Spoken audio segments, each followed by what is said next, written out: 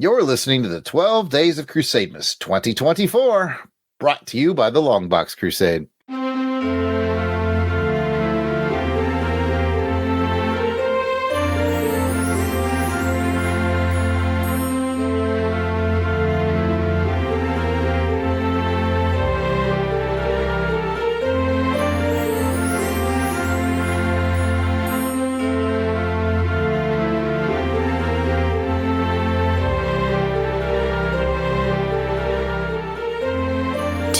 Blades of blading. Hello and welcome to the second day of the 12 Days of Crusademas 2024, brought to you by the Longbox Crusade.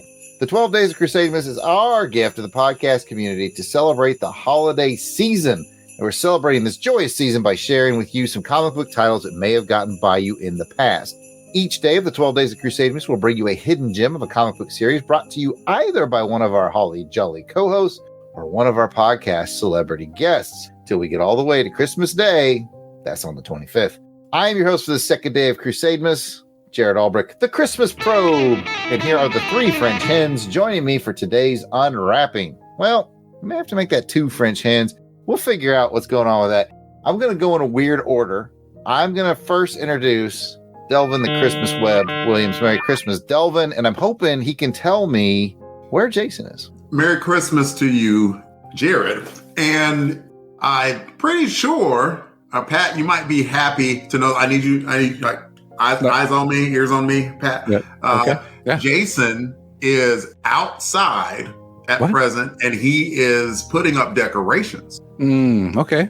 Yeah. Like he said that he was dead set on making sure that this year was the year that we got off of our collective tookuses and helped you out with the decorations. So that's what he's doing. I need you to do me a favor, Pat. Could you go in the kitchen very quickly and could you get me some cocoa? I don't have any. I ran out. I can. Yeah, Dylan, I guess I can. Sure. I'll run and do that right now. Okay. Thank you.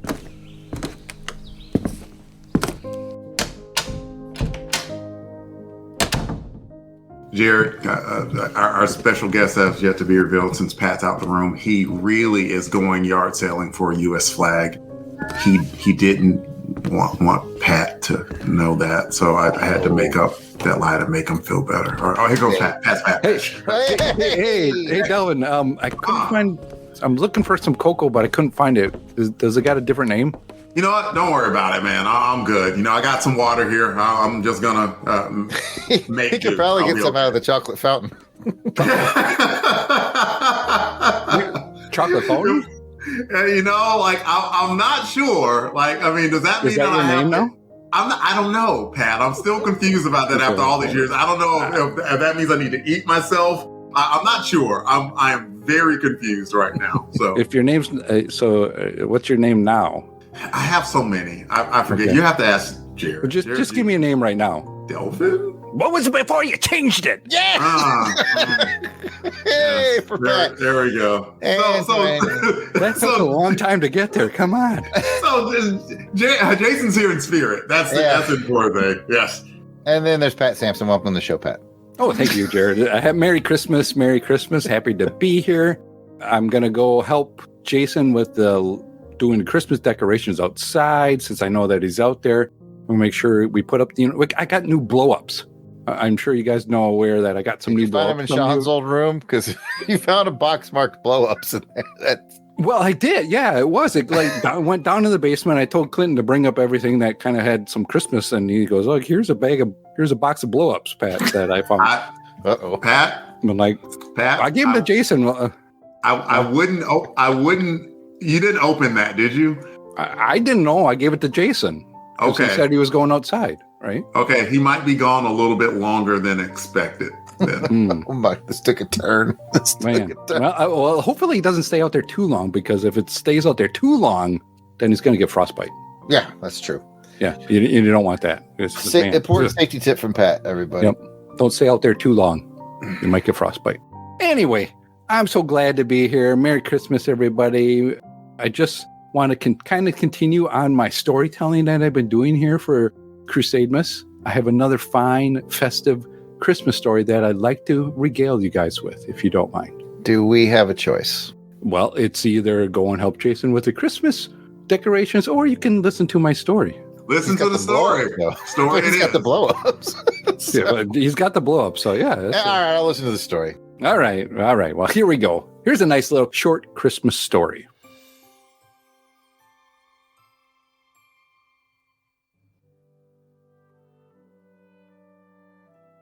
In an enchanted realm of eternal Yuletide, immortal samurai Jingle Blade and Frost Katana engaged in an epic Christmas battle, transforming each clash into a dazzling display of tinsel and twinkling lights.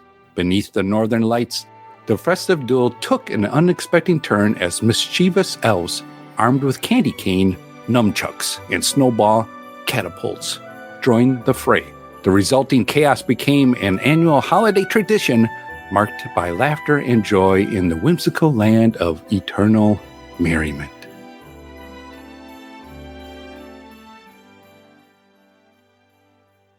Another Pat GPT, but Blade the Immortal Christmas Tale or something like that in a Chat GPT, didn't you? Yes, I did. Jared, I'm going to need you to be more impressed with this.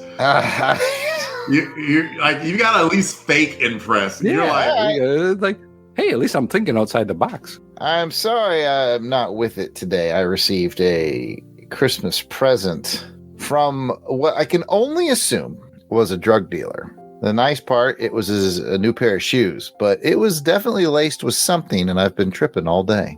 These drug dealer shoe jokes doing anything for you? Tripping. Oh. Laced with something? Tripping. Mm-hmm. All right, joining us around the fireplace for this episode is sort of an in the family, in the LBC headquarters member. We have, it's not Clinton. He's still in the basement. We've welcomed Kathy in from, I believe she took up residence in the garage some time ago, and she now hosts LBC Irregulars, the Jeremy Brett Sherlock Holmes show, and she's a regular on Action Film Face Off. As mentioned, is our very own captivating Kathy Bright, the MVP. Welcome, Kathy, to day 2 of Crusademas. Well, hello, fellas. Merry Christmas to you all. Did you see Jason outside working on stuff? I was supervising a little while I was out there. Oh, good. We need that. Good for you. Good for you. And I see you have a stocking tucked up under your arm with something gift wrapped in it. Would you like to tell us more about that, please? I absolutely would tell you more about that. As you heard me sing in the intro, today is 2 Blades of Blading. I have brought as a lovely gift for you guys a copy of Book 10 of Blade of the Immortal. I love the Vampire Hunter Blade. Mm-hmm. I do as well. Not the same thing, though. Oh, okay. So you're talking the Dark Horse Comics version. Correct. Now, for a brief history of this series. Blade of the Immortal is a Japanese manga series written and illustrated by Hiroki Sumara. Its story is set in Japan and follows a cursed samurai named Manji. His past actions led to the death of over 100 samurai, and as punishment for these crimes, he is turned immortal by an 800-year-old nun. He can only redeem himself and regain his mortality back if he kills 1,000 evil men. This story follows him as he meets Rin, a young girl who wants his help to avenge her parents' deaths against an evil swordsman, Anatsu, and also as he meets a mysterious group that appears to want the same thing as Manji, which is to take down Anatsu and his followers. The series is extremely popular in the manga world.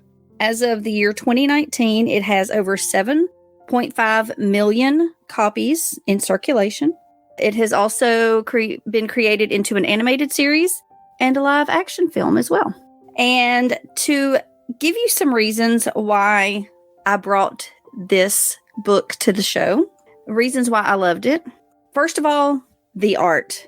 I saw these at a comic shop and I bought them, one, because there were good chunks of consecutive books. So I was like, hey, if I'm going to start a collection, I might as well start one that has a lot of books in the same order. And 2, because I fell in love with the cover art. I knew absolutely nothing about the series. I just gravitate towards the beauty of anything related to the Asian culture. It was not until I brought them home that I even realized that they were black and white comics, which I thought at first might bother me, or maybe I wouldn't be as interested in it being black and white. But actually, I was even more impressed with that. I was drawn into the story of an immortal samurai and his tale of redemption and revenge. So the big question is, have any of you guys ever read any issues of Blade of the Immortal? Pat, what about you? Well, Kathy, I'm glad you asked. I have not read any issues of Blade the Immortal, yeah. Blade of the Immortal. I know it's a little weird to say, isn't it? What about you, Delvin? No, Kathy, I haven't. Jared? I have read some Blade and I've read some Mortal Kombat, so I feel like again, intriguing and interesting, but not the same thing. All right. You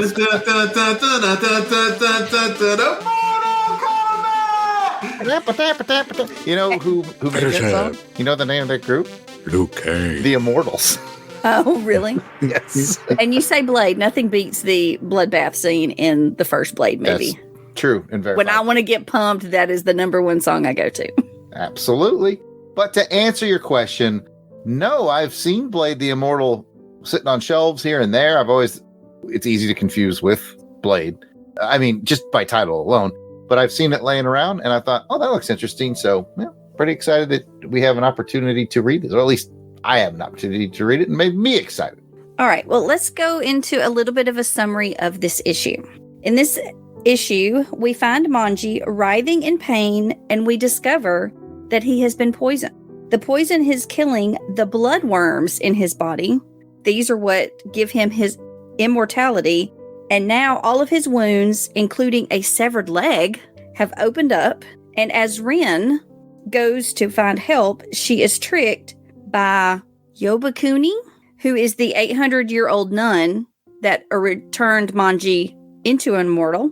And Rin is kidnapped by Shizuma, which is one of Anatsu's followers. So, now that you guys have had a chance to read this issue, what do you think? Delvin, let's start with you. Did you enjoy it? Did you read it? Yes, I read it. I'm pretty sure that's Jared's joke, so I'm going to leave that to him. That said, it's not like I haven't stolen any of Jared's jokes and said that he's made. Wait, what am I admitting here? I made all those up. I heard it. I heard the word. No, you didn't. No, you didn't. I sent you in the kitchen with Pat where I was lying about Jason being outside. Uh-oh, it's all coming back. Oh, crap. Dang it, son of a... But let me just talk about this issue real quick. We have done a anime or a manga before. Yes? Tim Benson, did he bring one? Yes! I'm so proud that I remembered that. Tim Benson brought one. And I had a friend of mine. I knew him when he was a young man, like a teenager, when I was in San Antonio. We reconnected. His name's Billy, and he gave me a copy of My Hero Academia. The reason why I bring these up is they are not all the same. That's not what I'm saying. But they all have the same feel to it, to me. Like, they're all like, they are excellent for trade paperbacks. So you made a great choice because they're so episodic. Like, you can, you read an issue and it almost reads like you were watching it like a TV show, like you're watching a Netflix series. So I can see how these are so easily translated to like movie form or like a series because it's laid out so well. I thought the story was interesting enough. I appreciated your review of it so I could get a little bit of knowledge about the guy who was immortal, because I was sort of wondering why like his leg fell off and all of a sudden his leg was back, and I'm like, huh? To be honest, that's the panel where I went like, holy crap, what is this? Like, I was completely sucked in at that moment. Yeah, well, he was.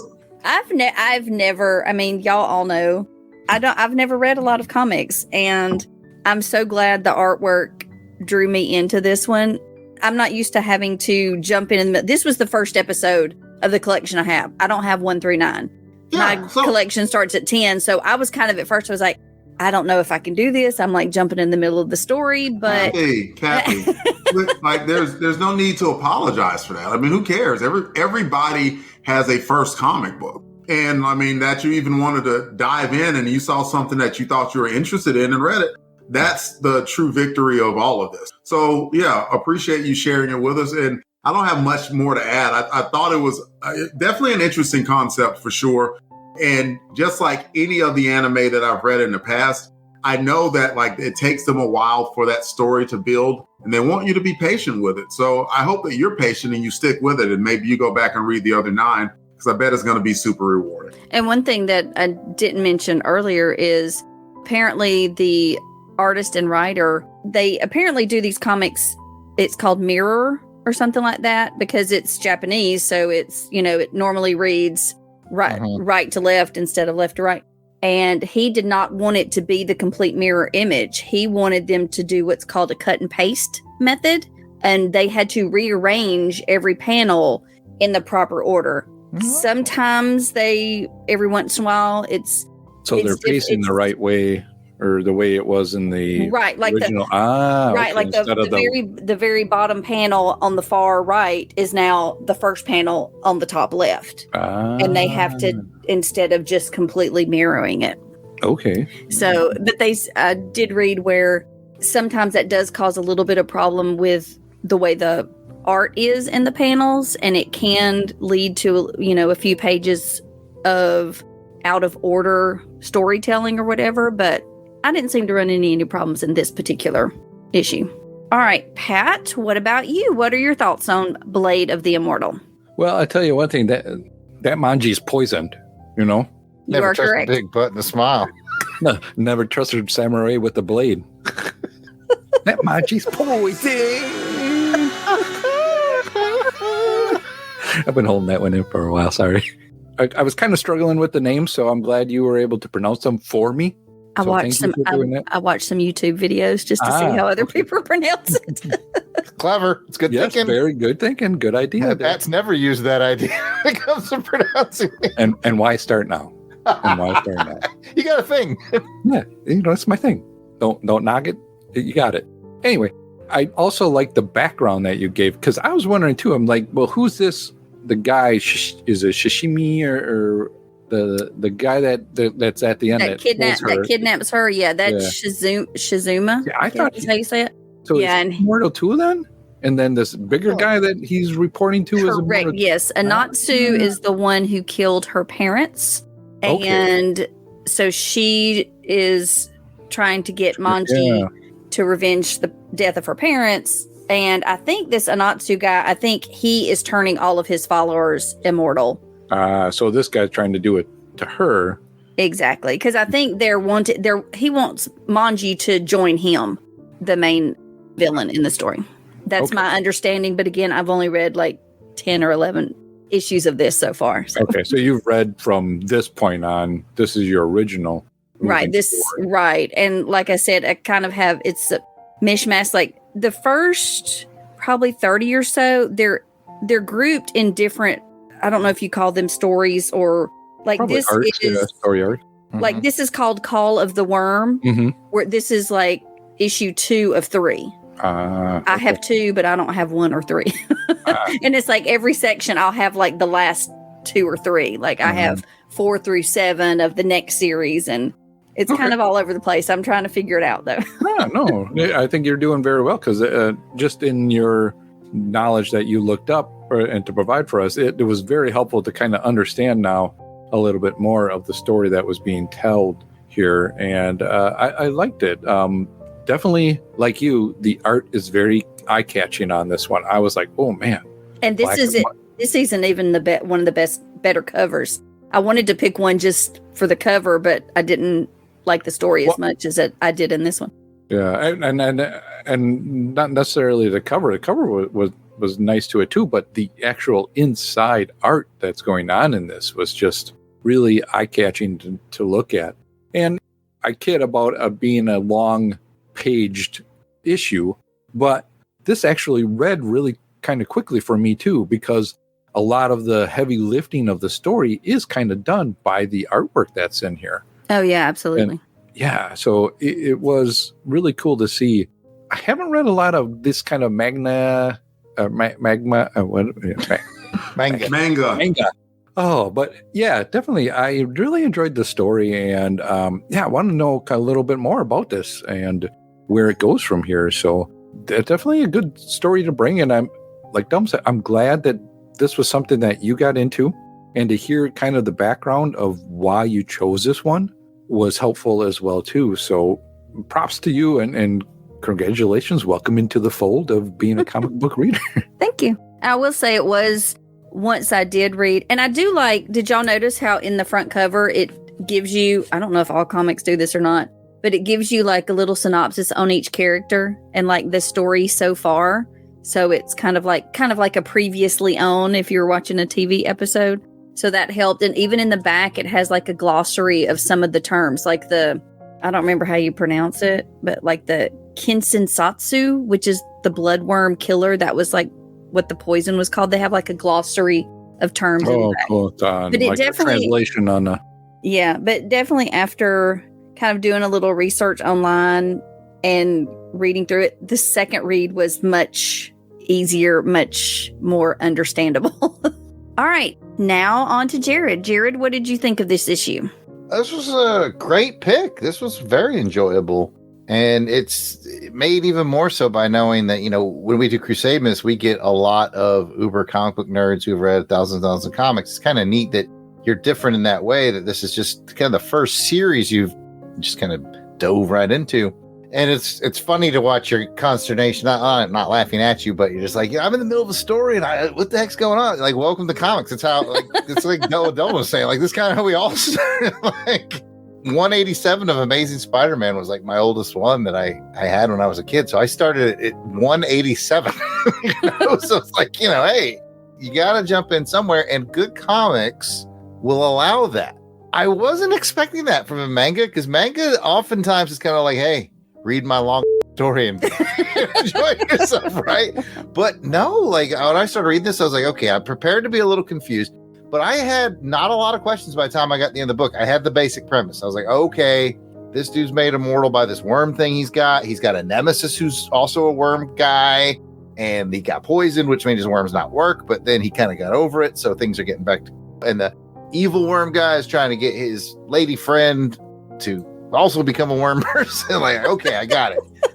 I'm not Your sure synopsis is much better than mine. I'm not sure how MC Ren fits into everything. I think he's straight out of Compton. That's last I checked. That's for the 4% of our listening audience that gets that joke. Delvin nodded, so I got one. The funny thing about Ren was I couldn't figure out for the longest time. I was like, is that a little girl? Is it a tiny old woman? It took me a minute to figure that out. And that is kind of the hard part about it being black and white. On one side, I think it's beautiful that way. I love the sketchiness of it. It literally looks like I'm holding someone's original art pieces. But it was a little difficult for me, especially on the first read, to tell the difference between Manji and Shizuma. Yes. I was like, wait, is this the same person? That's why I was even more confused on that first read. That is normal and natural, just so you know, especially when you're reading manga books. A lot of it has to do with the fact that our American brains, like if his name was Peter and Gary, it'd be easier for you to remember. But you're having to learn these names that you're not familiar with and assign them to personalities. Like, It's a lot easier for us to do that. And you can't associate a color with it. Like, one's blue, one's red, and it's like, okay, I figured out who's who. Yeah. Now you're in black and white. You're right. So you have to learn the artist ticks, and you have to learn the names that our American brains aren't used to learning. So, but the great part about it is, going back to this book, it was engaging, intriguing. It was great art. I did laugh when I saw it was a 40-page book, and when we were recording with Dave Battlewagon Collins the other night, he even laughed and said, "Oh, they're going to tear you up for breaking a long book." He did. But I I suspected it wouldn't be a problem, thanks to Lone Wolf and Cub. That is another hallmark of a lot of the manga I've read, is their breezy reads. They don't spend a lot of time with dents. They're not Chris Claremonting it up over there. They let a lot of the art tell the story. So I thought this will probably be pretty breezy, and it was. So yeah, this is an exciting book. I think it's made more exciting by, like I said, you're one of maybe the only guest we've ever had on here who's just like, hey, I just started comics, and this is the series I started with, and I want to share it with you guys. And as old comic book guys, I have to be have the cockles of my heart warmed by seeing someone else. I'm glad I could warm your cockles, Jared. Your deep cockles. The deepest of the cockles. But for the record, Kathy's first comic book ever that she ever owned, Hamilton versus Burr Werewolf Tale. Absolutely. Available at www.theyardsalartist.com. All right. Now that we got everyone's thoughts, it is time to rate your interest in this series using the official Crusademas candy cane scale on a scale of 1 to 12 candy canes, 12 being extremely interested and 1 being no interest at all. How many candy canes would you rate your interest in pursuing more issues of this title? Jared, what about you? As you guys know, I use a scale of humor, heart, spectacle, and art. And no one here can say that that's true. You do. That belongs to them. That's completely my idea. That is the official Albrecht way, right? Yes, it is. Not going to take Jason's method. I will use my method, which is, if I give it a 12, that means I'm going to run out and find every issue, get it hardbound. This one's tricky though, because the hunger to find more issues is not as strong because I know where to find them, because you have a bunch of them. Yes, I do. I believe you, me, and Shag were all there the day you started pulling these out of the long box bins. Absolutely. I do believe I have you to blame for this. So, I believe you found the initial. I did. 5 or you 6 said you liked issues. Japanese art, and I was like, check these out. And then we ended up finding a huge run of them. Like I said, we were at a comic shop in Tallahassee. It was me, the Irredeemable Shag, and Kathy. And fun fact, their shelves that they put the long boxes on are a little higher than most comic shops, and Kathy's a little shorter than most people, so she can't reach like the back maybe 10% of every box. She has to pull the box out and then kind of saddle up to it to get back there. And she got the nickname Short Box while we were there. Just a fun fact, cool. Kathy. There you go. So we can add that to captivating Kathy Bright, the MVP Short Box. I like it. Anyways, at the end of the day, though, I think this is a fantastic series. If I saw some in a dollar bin, I'd definitely pull them out, at least for you. I think I would be on the lookout. I know these have been collected in trades. In fact, that might have been how they were created in Japan and then split up into single issues here. I'm not sure. But I think you are correct. I think I saw it. They were collected in volumes, and it was some Japanese word that I wasn't going to try to. Right. And if I came across those trades out in the wild, you betcha. Yeah, I'd pick these up. So that's a long way. I did take the Jason method kind of because it took me a long time to get to it. I'm going to give it 10 very solid candy canes. Liked it a lot. And now we'll ask Delvin, what is your interest in this issue by ratings of candy canes? My interest of this issue by rating of candy canes is a 9.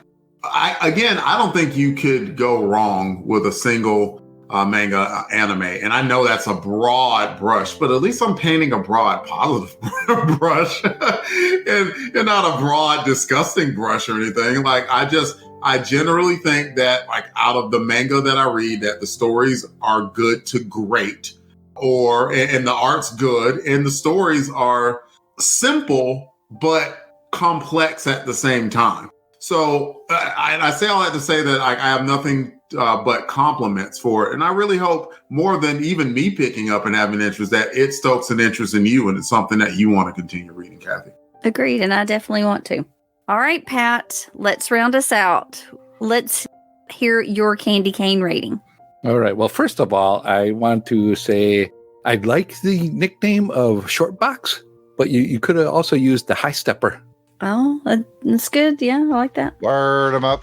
She comes the side stepper. Word them up. She can't reach the end of the comic box. I have my own scale of how I rate these things when it comes to comic books here at the Crusademas.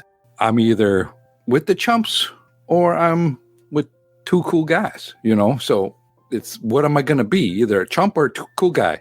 And that's how I rate my comic books. Is this in the cool guy scale or is this in the chump scale? And of course, I'm going to go with two cool guys.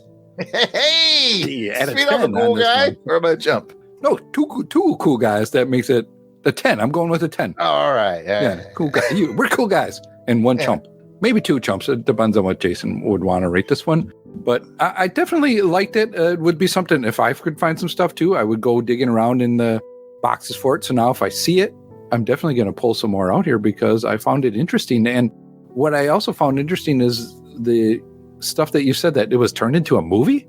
Yes, was the and movie the same thing, or was it called the same thing, or just something different? I don't think the movie did very well, but I mean, I grew up watching Asian films on TV on weekends, so I'm totally going to watch it. I almost watched it. I think Netflix may have it. One of the streaming services has it, and I started to watch it, but I was doing other things. I'm like, nope, I'm going to do this when I have it can have my full attention. Yeah. I think it's relatively recent, like 2017 or something like that. Okay. Yeah, no, I'd have to definitely check that out, and maybe check out the animation as well too, because that sounds, this could really, like Delvin said, this could really be an episode that you would want to kind of watch along with as well too. So yeah, I am giving it 2 cool guys 10. Well, I appreciate both of y'all's 10s. I still appreciate your 9 as well, Devin. And I'm supposed to give more recommendations for this series, but considering I've only read less than 15, I really don't have other issues. I guess I could recommend let's all watch the movie together, or let's watch the animated series. Or if anybody's interested in wanting to talk to me more about Blade the Immortal, I can do a whole series like Delvin does with the New Warriors. There you go, yeah. You know? Well, all right. That will wrap up day 2 of the 12 Days of Crusademas. We'd love to hear from you if you're familiar with any of the comics we cover here on the show, or if you give one of these recommendations a try. If you try Blade the Immortal, we want to hear about it. We want to know what you think. You can reach out to us on X, Facebook, Instagram, and YouTube at Longbox Crusade. You can email us at contact@longboxcrusade.com, or you can call and leave a voicemail that we'll happily play on one of our shows, 707-532-5269 and 707-532-LBOX. Pick up the phone. If you're loving Crusademas and didn't get a chance to listen last year, you want to go back and hear more Crusademas, if you scroll far enough back in the Longbox Crusade feed, you will find all the episodes from Crusademas past 2023. You know what? I'm not even going to read them all. It goes back to 2017, all the way back to 2017, which includes 2018, 2019, 2020, 2021, 22, 2023. You said you weren't going to read them all. Read them all! Read them all! Back to you, Kathy. Thanks for listening, everyone. Be sure to come back tomorrow to find out what the next gift is from under the tree here at the festively decorated Longbox Crusade Studios. Thanks for having me, guys. I appreciate this so much. I want to wish everybody a very Merry Christmas. Hope you're having a wonderful holiday and looking forward to a new year. Until next time, DJ Cristados, play me some Christmas music. Wickedy, wickedy, wickedy, wickedy, slash.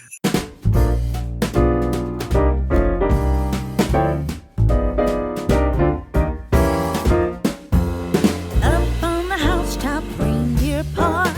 Out jumps good old Santa Claus. Down through the chimney with lots of toys. All for the little ones' Christmas joys. Ho, ho, ho, who wouldn't go? Ho, ho, ho, who wouldn't go? Up on the housetop, click, click, click. Down through the chimney with good Saint Nick.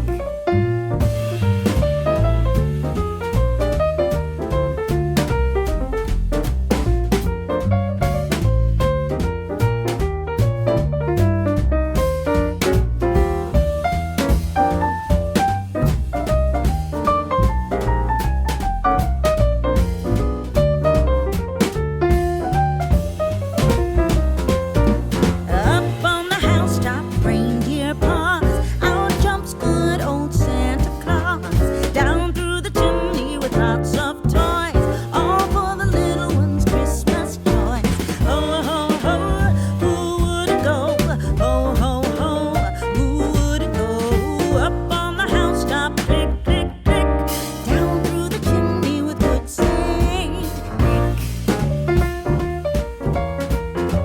All songs, song clips, and characters discussed are copyright of their respective copyright holders, and no infringement is intended. We are just fans that like to share our love of comics. Outtakes. Do I get a Christmas name? No, but you got to keep reading because everything in yellow is yours. I know. And you didn't actually use the word unwrapping, so now Pat's going to have to figure out where to put that sound effect. Yeah, no, screw me all up. Oh, I can Not read reading it. the script, not following the script. Man, This is a lot for my first time, okay? not following the script. Plus, you Mhm. bring a 40-page comic book. You know how we don't like Welcome to the 40 show. waiting on the 48 pages. It's technically only 40. I told you were going to catch crap for that, didn't I? Anything over And 20. Dave told her this too. When we were recording, Dave was like, you brought up, I didn't know. I've never read these books before. Okay. You didn't listen to the episodes before either. You know what, Kathy? I didn't mind it. It is okay. You're loved and accepted by the dark web. I'm going on mute. All right. You want me? I can reread it, Pat. No, Would that be easier? Are you sure? No, we'll figure it out. No, I heard a spot there. There was a spot there. Yeah. Okay. Well, here's unwrapping. There's the word. So. Here's me unwrapping. Now you're gonna make Anyway, you know what? It's Jason that edits this, so it doesn't matter. Oh, okay. All right. So I need to read my brief history. You're killing Jason right now. Just so you know. Just edit all this out. I'll do it. And Jason, what about you? I haven't read a lot of this kind of manga. Manga. Yeah. I said manga. I heard some people say manga. I've heard it say manga, so I don't know. But it does interest me. And Wolf and Lonesome Cub. Wolf and Lonesome Cub. That's like they're truckers. Warn you. It's like BJ and the Bear. That's what I was thinking of. They are kind of similar. But it's Wolf and Lonesome Cub, and they're just, in their truck, they're traversing the American highways, and they're just having fun and seeing what trouble they can get into. There goes Pat. Right turn, Clyde. I'm mixing it up. BJ and the Bear. That's BJ and that's any which way. Blues. You're killing me, Pat. You're everywhere. You're everywhere. I know. Playing grab it over here, according to Delvin. It's like putty in my hands. Wait. Oh, that. Never mind. Moving on. Wickedy, slash. Because the samurai sword with the katana. Yeah, we got it. And if I have any choice, my two favorite Christmas songs are "Carol of the Bells" and "Oh Holy Night." You don't. Hey, but those are both public domain, so you can get away with it. We stopped taking requests because I know only the public domain. But just gonna throw it in there before I got Or if there's any type of Asian Christmas tunes out there, or just play some Asian music. I'm cool with that. A little whatever that weird instrument is called. Yep. Or just play what you want, Pat. I'll play what's on episode 2 of Crusademas. There you go.